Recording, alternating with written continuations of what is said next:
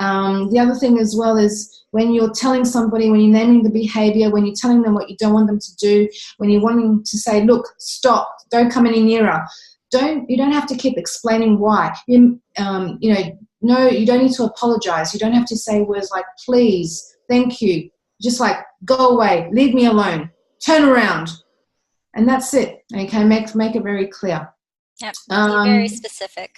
Very specific. One thing as martial artists, we know that when we do have a physical altercation, there's always going to be a vulnerable point that we're going to expose.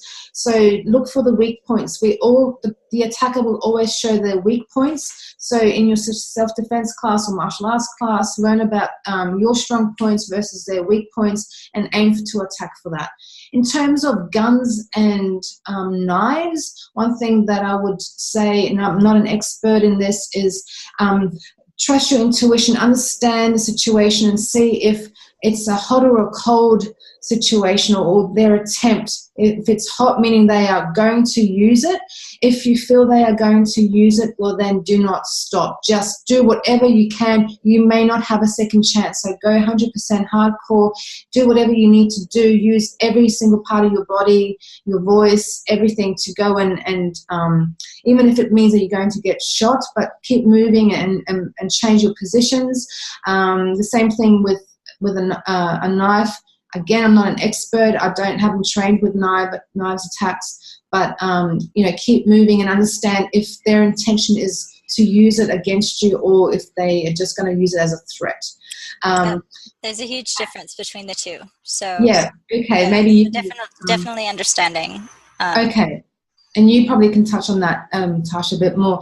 And the last thing I want to share with you before Tasha shares her points is that when we talk about chokeholds, we actually want to start using the word stranglehold, because we choke on a piece of food or so if you're calling saying I've been choked, the other person on the line may think, well, maybe just drink some water or have a pat on the back. But if you say, I've been strangled, it actually literally means that somebody has taken their hands around your neck and they are trying to suffocate you with their hands. So know the difference between the words choking, I got choked, or I got strangled. That's a really good one. Yeah, I never thought of it that way, but it's just a literal thing. And what I learned from that was that when people call 911, if you're in the US, or 000 in Australia, when you say I'm choking or I've been choked, it's like they want you to explain it a little bit more. So say straight away, I've been strangled. Just name definition.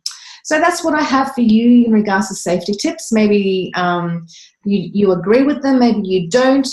As Tasha said, would love to hear more about you and your experiences and what worked and what didn't work, what you can add and suggest. So I'd love to hear more from you. Tasha, what are yours? I'm keen to hear. Yeah, so just listening to what you were saying, one of the things that I do want to point out is, well, Antonella and I, we are prepared if we have to take that fight stance as opposed to freeze, fight or flight, be able to do that. Neither of us want to fight someone. Ideally, we would like to end things equitably or get out of a situation with a verbal confrontation instead of something physical. So that's definitely always a goal.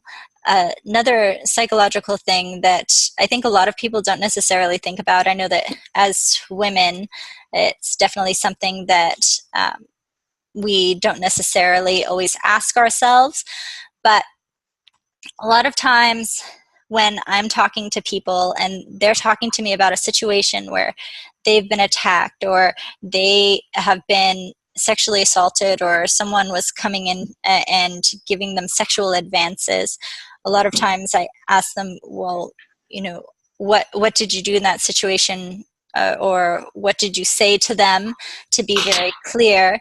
And they would say, oh, I didn't want to make them feel uncomfortable. So I want you to just sort of shift your thinking there. Instead of thinking, I don't want to make them feel uncomfortable, you have to ask yourself, are they making me feel uncomfortable? And that's a very important distinction, because if they are making you feel uncomfortable, don't you have the right to tell them and be very clear, you are making me feel uncomfortable? So good. So good. Yeah. Yeah. So just as she's saying, be very specific. You are making me feel uncomfortable. You need to back up. I need space. I need you to step away. Even if you need to do the hand gestures, having your hands up ready to go, that's really important as well. So making sure that this is not just a defensive position. This is, oh dear God, cockroach, scary. It's Maui. Nearly as big as the ones here. Like, oh dear God. Fortunately, I don't have safety techniques for that one.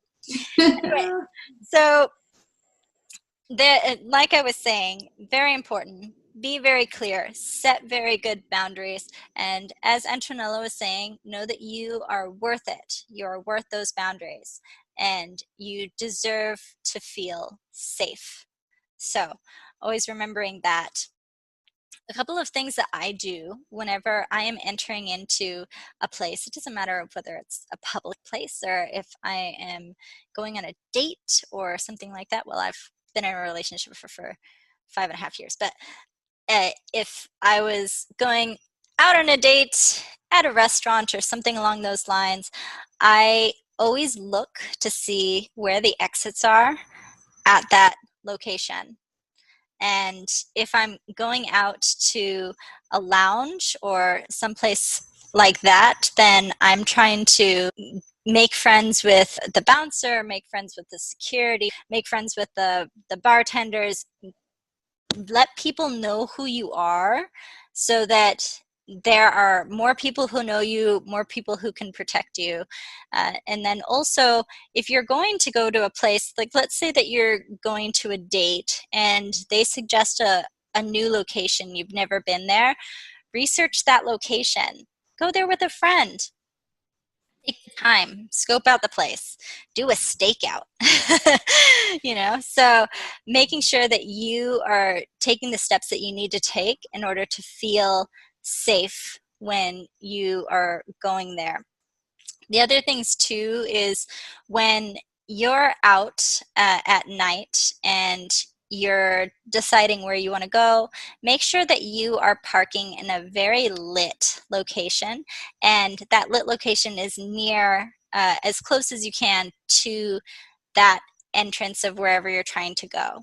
And then also, as you're going in, you're having a fun night and everything, you want to make sure that other people know where you are that evening. I know that this sounds like paranoia, but it's very important for other people to have that knowledge. There are different apps that you can use where there's apps where your family can have access and know where they are. If you don't feel comfortable with a family member knowing, have a trusted friend who you can give that location to.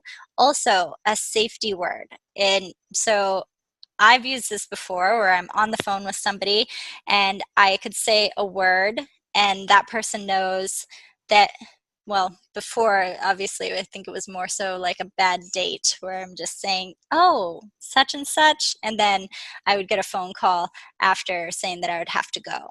So it would prevent you from being in a situation that you wouldn't necessarily want to be in. The other thing, too, is if you do feel like someone's following you, go towards a lit place. Try and make it so that that person believes that you are not alone, or that you're meeting with somebody, that somebody knows where you are. If you're going to confront that person, make eye contact with that person. You ever see Meet the Parents where the father-in-law, he's like, I see you? It's that whole thing. I do that with my daughter's boyfriend. I do. Yes, right? They're so scared of me. Those eyes, Absolutely. like daggers.